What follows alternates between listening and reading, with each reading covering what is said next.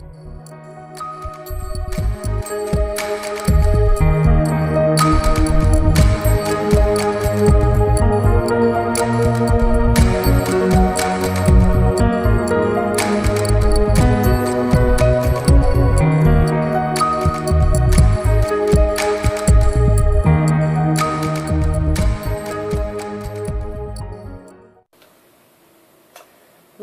donc là, on va parler de Lego. Alors, Lego, c'est vrai qu'il y a beaucoup de choses qui ont été dites sur Lego. Notamment que c'était vraiment quelque chose d'indésirable. Ça, je l'ai souvent entendu dire, que c'était, on va dire, l'ennemi public numéro 1 à abattre. Qu'est-ce que j'ai pu encore entendre dire? Que, effectivement, nous étions des êtres divins, donc il fallait se débarrasser de notre ego. Alors, bon, voilà, bon, je fais un petit peu le tour de l'histoire, là, vite fait, de ce que l'on voit en négatif de l'ego. Et moi, j'aimerais plutôt parler de ce qui est positif dans l'ego, parce que, voilà, parce que l'ego, c'est une partie du nous. Tout est fait de conscience, et l'ego en fait partie, quoi, de cette conscience-là, qu'on le veuille ou non. Il a son rôle, il a son utilité. Si pendant quelques milliers d'années c'est lui qui a dominé, ben, il y avait une raison à ça. Hein. Rien n'est fait pour rien. Donc moi je fais confiance en l'univers et en la sagesse de l'univers. Donc si l'ego existe, c'est bien parce qu'il a son rôle à jouer et qu'il est utile à la divinité qui est en lui. Voilà. Donc c'est un petit peu voilà, une vidéo pour essayer de rétablir un petit peu l'image de marque de cet ego, si je puis dire, entre guillemets. Donc c'est vrai que dans l'état d'aujourd'hui où il est, hein, notre ego est quand même vraiment séparé pour la plupart du temps de la divinité, de la conscience de qui nous sommes, etc. Mais ce n'est pas vraiment dû au hasard non plus, ce n'est pas une fatalité. C'est juste qu'il y a eu pendant un certain temps, nous avons eu le besoin de vivre à travers cet ego, tout bêtement. Nous avons eu besoin de ça pour acquérir des connaissances, pour acquérir des aptitudes, pour acquérir des dons, des qualités, des qualifications sur le plan de l'incarnation. Hein, le plan où on est incarné dans un corps physique. Voilà. Et cet ego nous a permis aussi d'obtenir ce que nous désirions au départ, c'est-à-dire une individualité. Si on n'avait pas eu d'ego, il n'y aurait pas d'individualité, il n'y aurait pas eu d'individualisation. Donc l'expérience incarnation n'aurait pas lieu non plus. Hein, pas dans l'aspect où on la connaît aujourd'hui, cette expérience, et on ne pourrait pas avoir le choix, le libre choix de retourner à la source, de retourner à ce que nous sommes, à cet être spirituel que nous sommes, s'il n'y avait pas eu au départ donc cette individualisation qui permet de conscientiser et de choisir l'amour ou le non-amour. Hein, parce que c'est ça aussi qu'on est venu quand même chercher, qu'on est venu apprendre. Donc pour revenir un petit peu à l'essence de l'ego, alors c'est vrai que je crois qu'il faut reparler de la nature de l'être, des deux aspects de la nature de l'être. C'est vrai que nous sommes faits, on va dire, d'esprit, d'une nature esprit, une nature qui est, comment on pourrait dire, qui est relié au plan spirituel, qui est relié aux sphères de lumière, qui est relié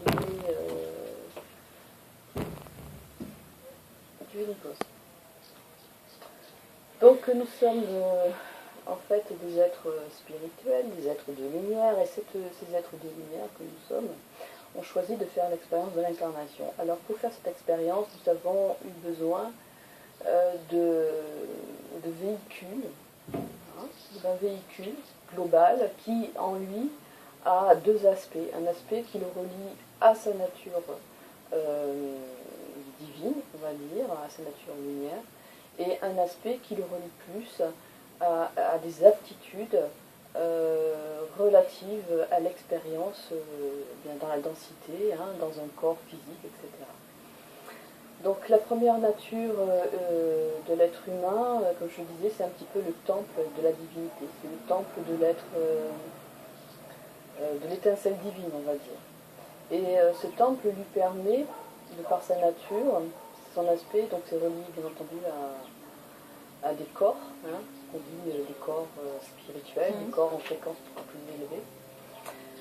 C'est à travers ces corps et à travers cette nature-là que l'étincelle divine va pouvoir se nourrir à travers les sphères de lumière, hein, qu'on a traversées avant de venir s'incarner. Et on a donc notre nourriture spirituelle qui nous vient de là. Par contre, les corps inférieurs, donc le corps physique, émotionnel, mental, on va dire, eux, ils nous permettent d'acquérir des aptitudes, des dons, des qualités en faisant des expériences. Donc nous avons la nature de l'être humain qui nous permet de nous relier, et nous avons un autre aspect qui nous permet d'expérimenter. Et quand vous ajoutez l'expérience et comment on pourrait dire, la connexion à l'esprit, la connexion au monde spirituel, et bien normalement quand les deux fonctionnent bien ensemble, vous avez l'intuition, vous avez l'aspiration divine, et vous avez les moyens de mettre cette aspiration divine eh bien, en marche sur le plan physique, hein, de lui donner une forme sur le plan physique. Voilà. Donc ces deux natures ne sont pas à opposer, au contraire, elles sont plutôt à être réunifiées. Et pendant des siècles, pendant des années et des années, on va dire, des vies et des vies, on nous a appris, ou on s'est appris tout seul d'ailleurs, à dissocier les deux. Bon, c'était un peu normal, puisqu'on fait partie d'un plan de dualité, donc où on a tendance à opposer, n'est-ce pas, tout ce qui existe. Donc forcément, on a opposé l'esprit à la matière. C'était une étape. Cette étape, ça nous a permis de nous concentrer. Il y a une partie de nous, de la conscience, qui s'est concentrée dans certaines incarnations plus sur la matière, et puis dans d'autres un peu plus sur l'esprit. Mais on n'a jamais, à part quelques personnes très intuitives ou très déjà inspirées, on a du mal à réunifier les deux. Hein. Donc notre but aujourd'hui, c'est une autre étape de notre évolution, c'est de faire concorder et l'esprit et la matière, de façon à ce que la divinité en nous puisse s'exprimer sur un plan incarné de façon juste, avec la connexion au divin et avec la compréhension de comment je manifeste les choses dans mon monde, et pas seulement pour moi, mais pour le plus grand bien de tous. Et dans ce plus grand bien de tous, bien entendu, mon plus grand bien s'y est inscrit. Ça veut dire par là que si vraiment on veut être dans le plus grand bien, eh bien, on ne peut pas faire les choses à contre-cœur ou par esprit de sacrifice ou par soumission ou parce que c'est correct ou pas correct. Il faut suivre vraiment son cœur, c'est-à-dire vers quoi on a envie d'aller et qui nous met dans des états de joie. Hein. En fait, le bon filon, si on ne veut pas se tromper, c'est toujours la joie. Il n'y a qu'à la suivre et en général, elle nous amène toujours là où il faut. Voilà. Donc pour recadrer un petit peu l'ego. Alors le souci, c'est que pendant quelques vies, quelques siècles, quelques éons, je ne sais pas trop, hein, on a une partie de la conscience de l'être incarné, c'est vraiment prise uniquement, on va dire, c'est identifié uniquement à la partie égotique, c'est-à-dire l'expérience, les croyances qui sont issues de ces expériences et le besoin de se protéger de ces expériences aussi, dans tous ces systèmes de défense. En fait, tout ça, c'est l'ego, hein, c'est ça l'ego. Et en se prenant pour nos expériences, on est sorti un petit peu, puisqu'on était déconnecté de notre moi divin, on est sorti de la connexion intuitive qui nous permet d'avoir une guidance, on va dire, pour choisir nos expériences, choisir des réponses adéquates aux événements. Donc on a fonctionné pratiquement uniquement sur le plan mental avec ce qu'on avait engrangé dans nos mémoires en tant que protection, en tant que Bon, les systèmes de croyance, ce sont des règles, quoi. Hein. C'est des systèmes qui nous permettent d'avoir des espèces de balises. Ça, il faut le faire, ça, il ne faut pas le faire, ça, c'est correct, ça, c'est pas correct. Alors, on a les nôtres, ce qui est déjà pas mal. Mais en plus, on a toutes les croyances collectives. Hein. On a celles qui sont liées à nos cultures, nos religions, etc. Donc, finalement, on se balade avec pas mal de paquets de croyances et ce qui nous est demandé, c'est simplement de remettre un petit peu tout ça sur le tapis pour voir dans notre jeu, dans notre nouveau jeu, et puis avec la nouvelle règle du jeu qu'on veut établir maintenant, quelle croyance je garde et quelle croyance je vire, quoi. En gros, c'est ça. Et ça, c'est un travail que chacun est appelé à faire, mais qui demande beaucoup de patience, d'amour pour soi, parce que remettre ses convictions et les convictions de toutes nos lignées sur le tapis, ça demande quand même un peu de courage. Et en même temps, quand on le fait, ben, c'est très libérateur, parce que du coup, on fait beaucoup de place pour la nouvelle énergie qui peut rentrer en nous, c'est-à-dire de nouvelles compréhensions, de nouvelles intuitions. On fait de la place, on se libère en fait. Et du coup, on sort un petit peu du carcan des systèmes de protection. Parce que qui dit croyance, si vous croyez que la vie, par exemple, c'est un combat, ben, ça veut dire que forcément votre croyance va entraîner que votre vie sera un combat. Hein, c'est la pensée qui va diriger les expériences à venir. Donc si vous changez le contexte de vos croyances, vous allez aussi changer le contexte de vos expériences à venir. C'est un peu ça le but, en fait. Puisque aujourd'hui, on essaye de créer un monde meilleur. Et donc pour créer un monde meilleur, il ne suffit pas de le demander à l'extérieur, il faut aller voir en soi qu'est-ce que moi, en quoi moi je participe à la création d'un monde qui lui est resté bloqué sur les peurs, les croyances, etc. Voilà, donc alors l'ego. L'ego, avec son système de croyances, ces systèmes d'enfermement finalement, ces systèmes on va dire de rigidité, quelquefois il va nous pousser tellement à être enfermés dans tout ça qu'on va se sentir un petit peu étouffé. Et c'est ce mal-être qui va être engendré par ça qui va, on dirait, nous pousser à aller chercher un petit peu des réponses ailleurs qu'à l'intérieur de cet ego, c'est-à-dire à l'intérieur de nos connaissances propres, de nos convictions, de nos limitations.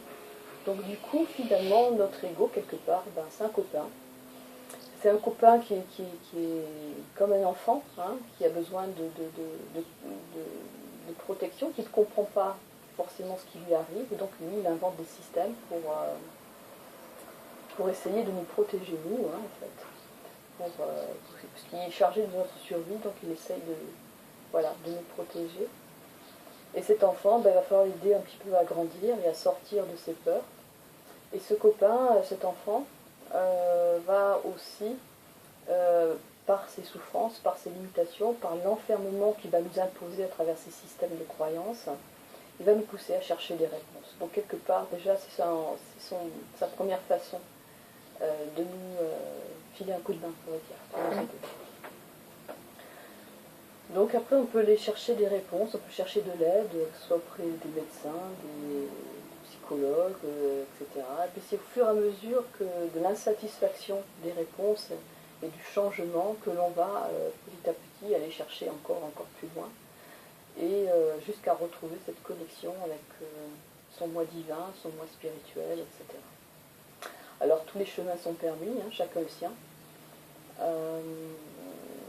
Moi, pour ma part, le malaise que je vivais dans ma famille, dans ma vie, a fait que très tôt, moi j'ai cherché à fuir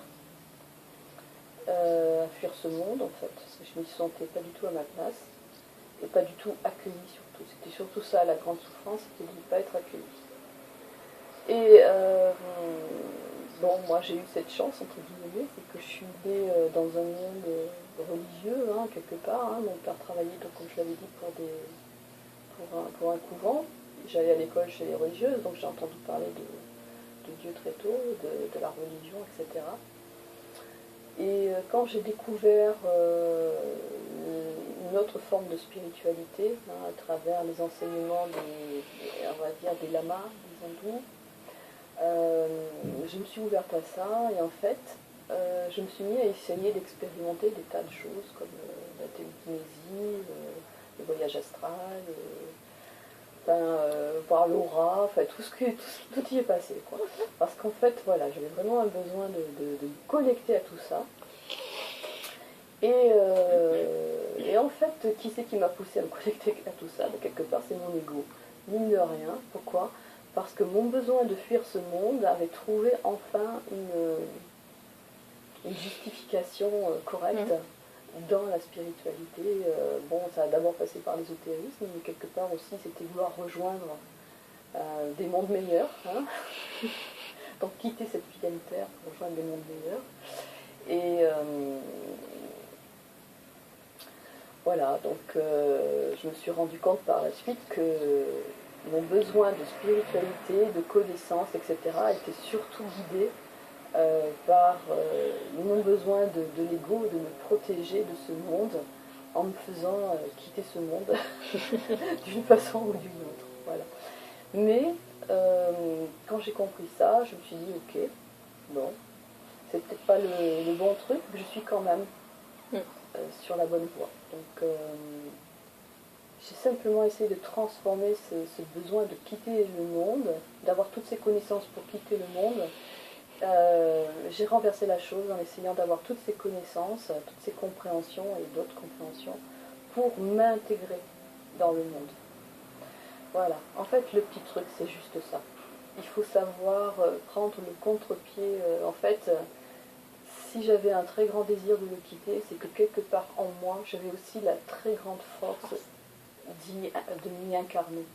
Hein, on a toujours le contraire de ce que l'on croit ne pas avoir, si je puis dire. Voilà. Et c'est vrai qu'à partir de là, les choses ont un petit peu changé.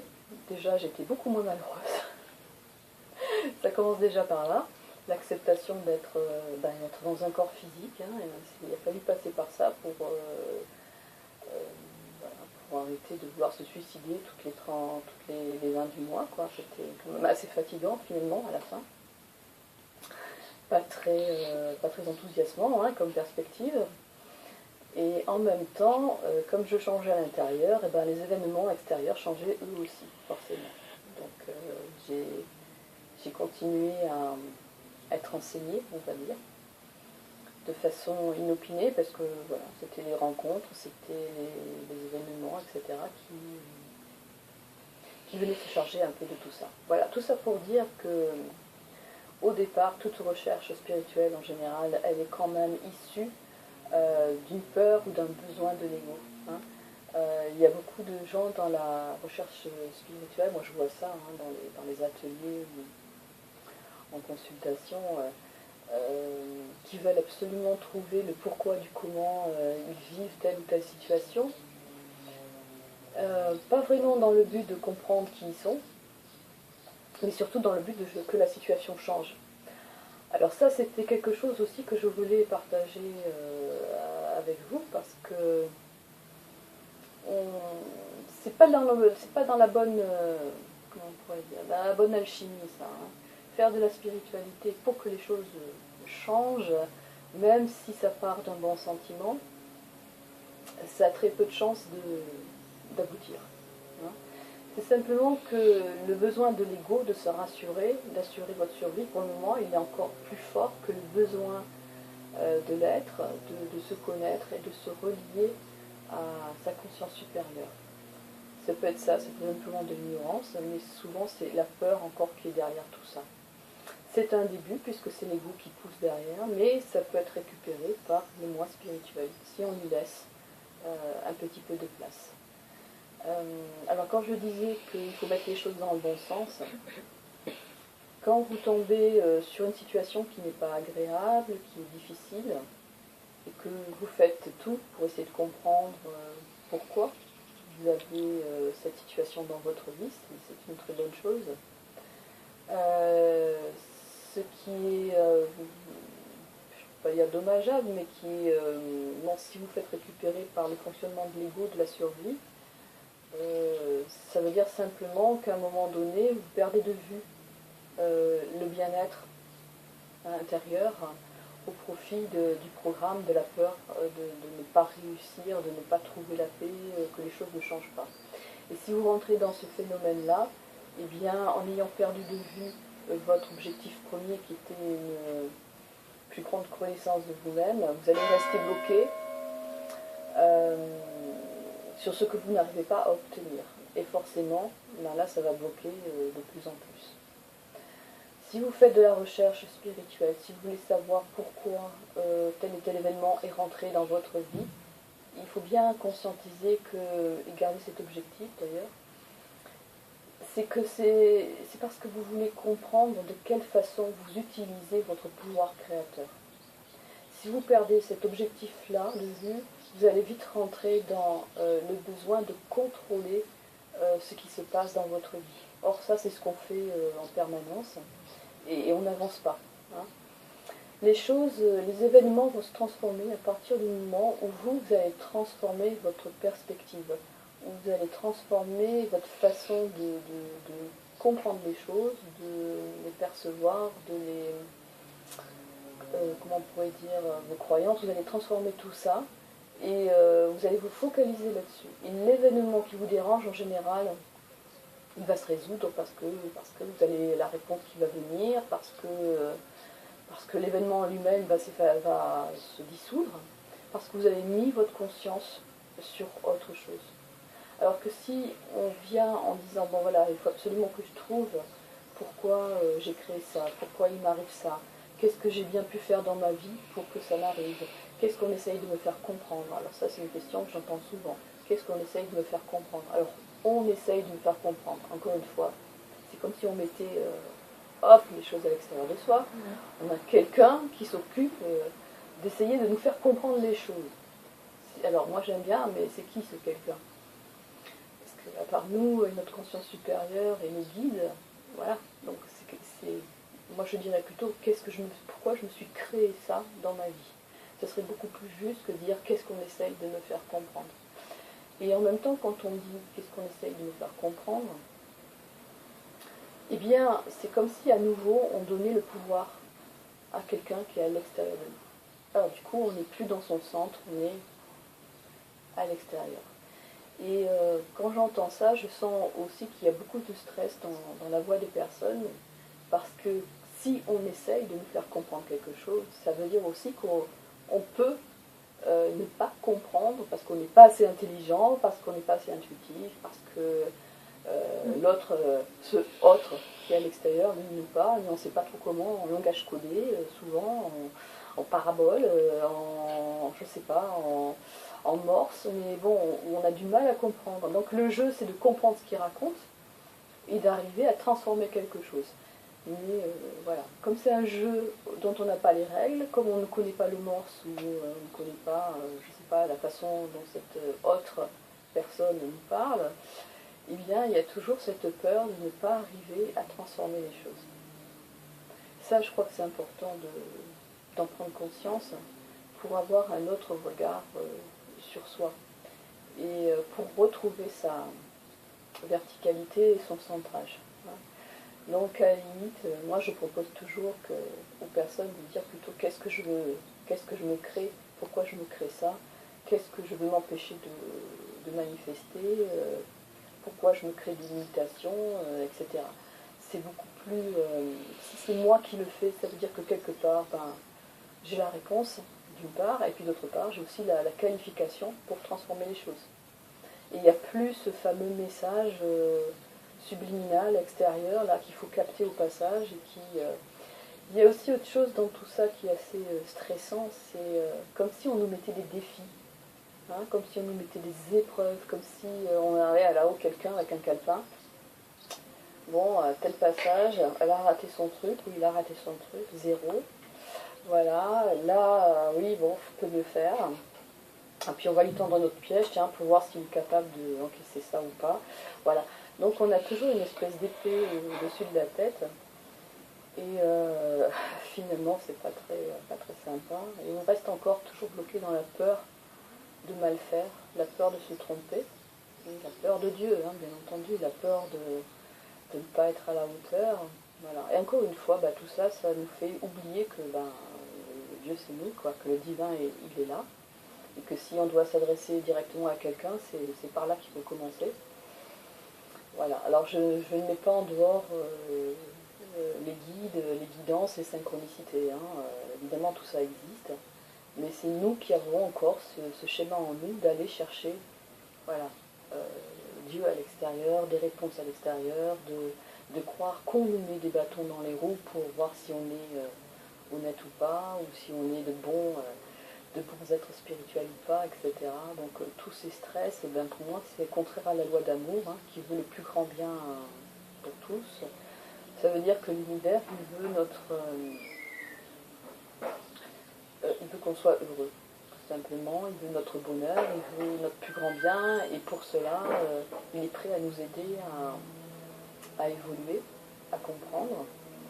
Mais c'est certainement pas à coup de bâton, ni à coup de bons points, ni de mauvais points. Hein. Voilà. Elle se fait tout ça dans l'amour, et il faut voir l'amour là où il est, quoi.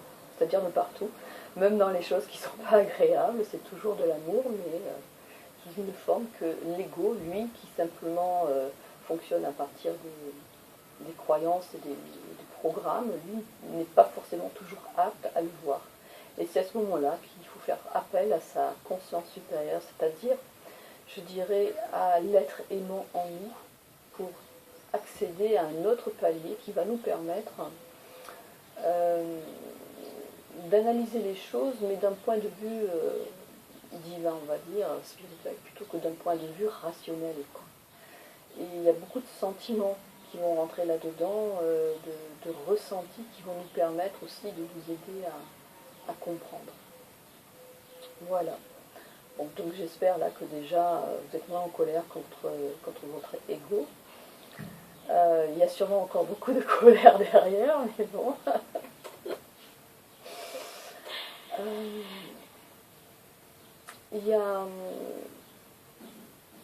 C'est vrai que l'ego, il nous emmène aussi vers des systèmes réactifs, hein, de survie, des systèmes, quand on a des événements qui nous paraissent insupportables, on va avoir tendance à appliquer des schémas réactifs, automatiques bien entendu, si c'est réactif, selon les situations qui se présentent. Si elles sont en adéquation avec un événement du passé, eh bien l'ego ne va pas faire la différence entre l'événement du passé et celui du présent, et il va appliquer exactement le même système de survie qui vous a permis de rester en vie, hein, c'est comme ça c'est dit. Même si ça s'est passé il y a des millions d'années, il y a 100 ans, il y a 200 ans, il y a 20 ans, et qu'un événement se produit aujourd'hui qui ressemble, qui pourrait faire penser à un autre événement, eh bien le système réactif va faire que, pour vous défendre de cette situation, vous allez appliquer un schéma qui a été appliqué il y a 100 ans, il y a 200 ans, il y a 10 000 ans, et qui vous a permis de survivre, de surmonter, ou en tout cas de colmater tant bien que mal les souffrances du moment. Or, il se trouve que chaque situation étant différente, la façon d'y répondre ne sera pas forcément adéquate.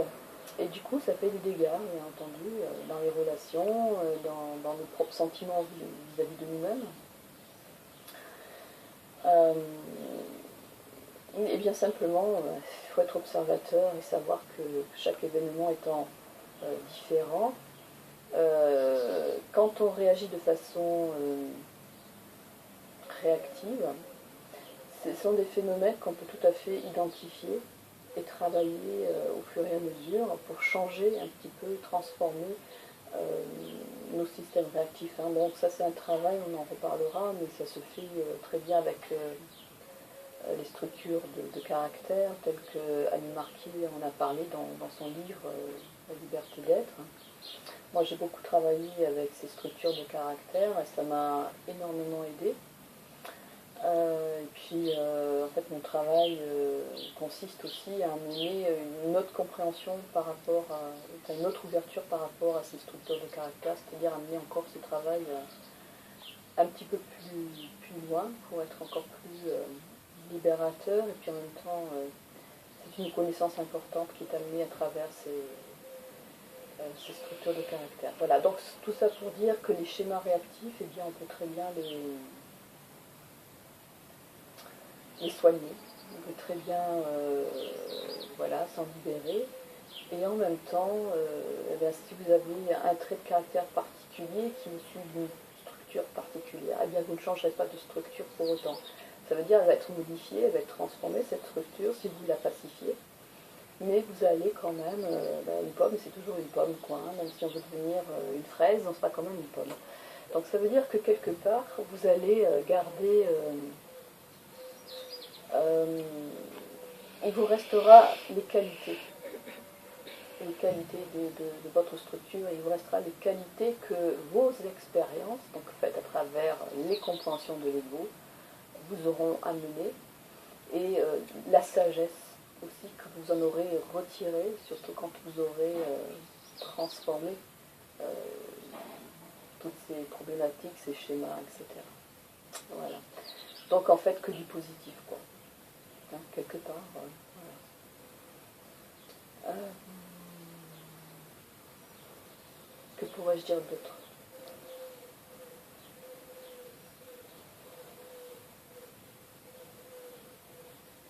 Je crois que l'ego, il faut lui parler, comme on parlerait à un ami, comme on parlerait à une partie de soi. Je crois qu'on peut communiquer. Hein. Je disais une fois que le but dans nos vies maintenant, c'est aussi de rétablir tous les ponts de communication. On a tout séparé, c'était utile, puisqu'il fallait expérimenter tout de façon séparée, hein, pour avoir l'individualisation, etc. Aujourd'hui, eh bien, il faut rétablir un petit peu les ponts de communication. Et comme je disais au début, tout est conscience, donc forcément, on peut parler à toute partie de nous, y compris l'ego. Hein, quelque part, on peut parler à son corps émotionnel, on peut parler à son mental, on peut parler à son corps physique. Hein. Donc ça, je crois que le corps physique, encore, ça devient de plus en plus évident pour la plupart des gens, qu'on peut effectivement, déjà, à travers tous les livres, toutes les conférences sur la conscientisation par rapport à ce que nous dit notre corps, mais à travers les maladies, on en parle. Voilà, c'est toujours la souffrance un peu qui nous pousse à aller communiquer avec toutes ces parties de nous. Mais on peut aussi journellement demander à son corps, aujourd'hui, de quoi tu as besoin, quoi.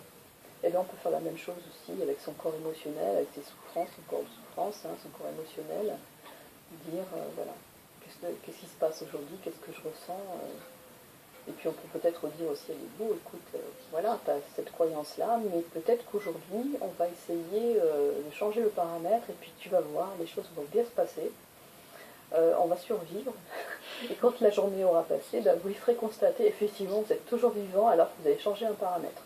Donc ça, il va l'apprécier. Voilà.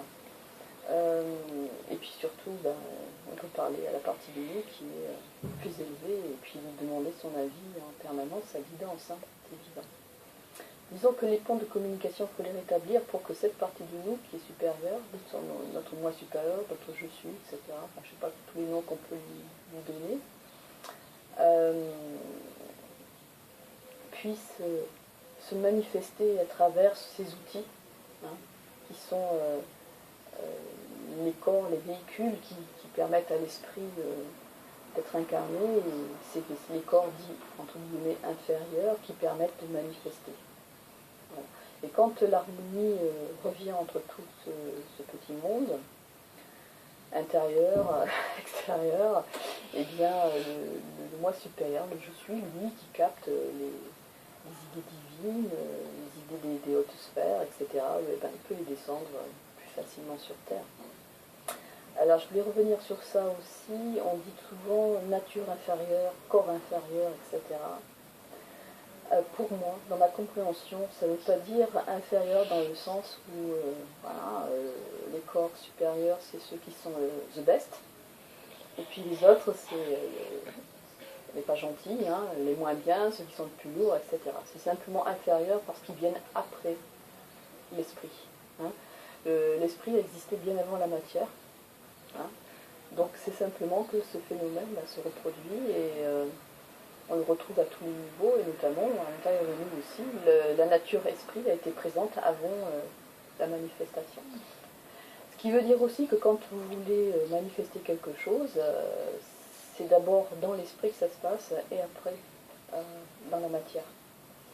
Ce qui veut dire aussi que si les choses ne vous plaisent pas et que vous essayez de les transformer, c'est ce que je disais un peu tout à l'heure, par la force ou par la force, parce que même si vous vous mettez à chercher les raisons et que le but c'est vraiment la transformation de la matière, de l'expérience que vous avez créée qui ne vous plaît pas et vous voulez absolument qu'elle change. Donc pour moi c'est par l'effort, c'est-à-dire qu'on va tout faire pour que cette expérience change, sans aller voir au niveau de l'état d'esprit qu'est-ce qui a créé cette situation. Alors d'une part, il va falloir changer son état d'esprit pour que dans l'avenir on ne crée plus le même genre de situation. Et deuxième aspect, ce que l'on a créé, s'il disparaît, ce serait beau, mais je ne pense pas que ça marche comme ça. Ça veut dire que quand on a créé quelque chose, eh ben, il faut qu'on ait, qu'on prenne responsabilité de ce que l'on a créé. Et il faut trouver des choix de réponse par rapport à ce que l'on a créé. Si ça disparaissait comme ça d'un coup de baguette magique, ça voudrait dire qu'à notre demande, notre guillemets, qu'on ne prend pas en compte notre pouvoir créateur et notre responsabilité de créateur. Ce serait trop facile. Quelqu'un passe derrière nous et puis quand on a fait des dégâts, pouf, il efface. On n'apprend rien comme ça. On n'apprend rien. Alors ça veut dire simplement que quand on a créé quelque chose et que ce quelque chose nous revient sur la figure, eh ben, il va falloir trouver un moyen de répondre tout en essayant de transformer son état d'esprit de façon à changer la perspective pour que les choses se transforment dans votre futur, pour que vous ne participiez plus à des créations qui ne vous plaisent pas. Donc c'est vraiment l'état d'esprit qui va primer. Et dans cet état d'esprit, vous prenez responsabilité de ce que vous avez créé. Ça veut dire ça, que vous n'allez pas vous sentir coupable. La culpabilité, c'est l'ego. Donc là, on n'est pas sur le plan du divin. Ça veut dire, oui, ok, j'ai créé ça, c'est bien. Maintenant, qu'est-ce que j'en fais? Quel choix j'ai pour que ça se transforme en quelque chose de lumineux? Et ça passe par le lâcher-prise, l'acceptation de ce qui est. Et à ce moment-là, peut-être qu'on peut avoir accès à l'intuition qui va nous dire quel choix par rapport à ce qui a été créé on peut prendre. Et là, on est sur le bon chemin. Mais tant qu'on veut absolument changer ce que l'on a créé, parce que quelque part en nous, on aimerait bien que ça ne se soit pas manifesté, ben là, on est dans le programme de survie encore, et on n'est pas juste. On n'est pas juste. Et on oublie, comme je le disais tout à l'heure, que c'est d'abord l'état d'esprit qui doit changer. Et les événements vont se renforcer, en fait. Se renforcer, jusqu'à ce qu'on arrive à changer notre état d'esprit. Et en se focalisant sur le changement de l'état d'esprit, on va oublier le truc difficile. Et en oubliant le truc difficile, en fait, c'est comme si on le remettait à l'univers. Et l'univers va se charger de nous amener soit les bonnes réponses, soit les événements vont se modifier d'eux-mêmes. Parce qu'on n'aura plus focalisé notre énergie sur le besoin de transformer quelque chose qui ne nous plaît pas. C'est ça la problématique, c'est que quelque part, on voudrait effacer quelque chose qui ne nous plaît pas. On ne prend pas responsabilité de notre propre création, et donc notre propre création, au contraire, va insister. Donc quand on prend responsabilité, oui, c'est là, je vais trouver une réponse, en même temps je change d'état d'esprit.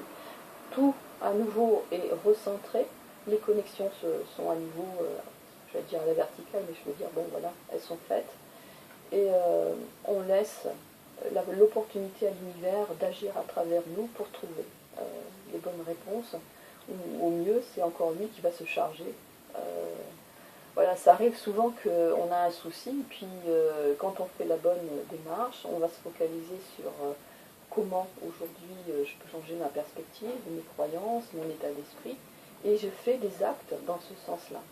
Il ne faut pas oublier, on est sur Terre, donc on fait des actes dans ce sens-là, et on va oublier ce qui ne nous plaît pas, ce qu'on ne voulait pas voir surtout, c'est ça, ce truc qu'on ne veut plus voir, qu'on a créé, qu'on ne veut plus voir, on va l'oublier. Et puis un jour, pouf, on se dit, tiens, au fait, j'avais pas laissé un truc de côté, là, et ce truc, comme par magie, il s'est transformé. Voilà, donc ça c'est des choses qui sont importantes, parce que si on veut commencer à vraiment apporter des transformations dans sa vie et sur ce monde, ben, il faut prendre en charge tous ces aspects-là. Voilà.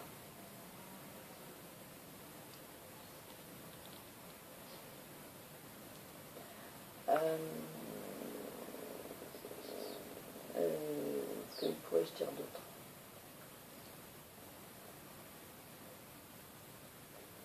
En dehors que la vie, effectivement, la vie, notre grande amie,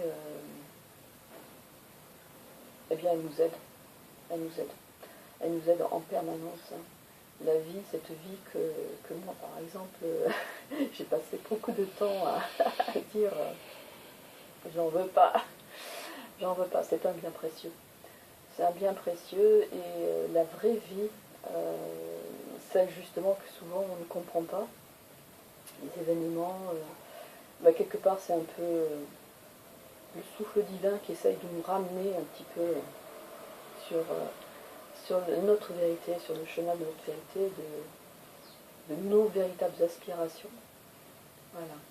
Et donc ça aussi, il faut en tenir compte que tout ce qui est autour de nous, tout ce qui existe, nous parle de nous, quoi, en permanence.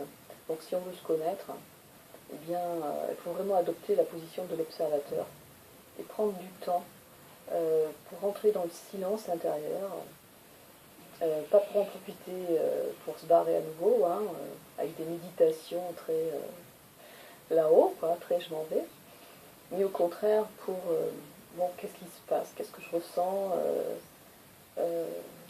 est-ce que ce que je vis en ce moment ça me plaît, est-ce que mes créations me plaisent? Voilà, donc la vie, c'est un reflet, et les autres c'est un reflet, et il faut en profiter, quoi. Il faut en profiter, tout comme nous sommes le reflet des miroirs pour les autres. Il faut en profiter pour grandir. Pour conclure, ce que j'aimerais dire aussi, c'est que, voilà, puisqu'on parlait de l'ego, il y a des étapes dans l'évolution humaine, dans l'évolution telle que nous avons voulu l'expérimenter. La première étape, c'était d'abord que nous avons vécu des choses à travers une nature-esprit. Nous avons vécu la deuxième étape, qui était d'oublier cette nature-esprit, reliée au divin, pour vivre les choses à travers une nature plus égotique, donc séparée du tout, mais que ces deux facettes doivent se réunir aujourd'hui pour passer, ce qui va nous permettre de passer à la troisième étape, c'est-à-dire être un humain divin. C'est un petit peu le but, je crois, maintenant. Et donc on ne peut pas renier son ego, on ne peut pas renier ses expériences planétaires ou autres, on ne peut pas passer à cette troisième étape si on ne considère pas que l'esprit et l'expérience ont quelque chose à faire ensemble.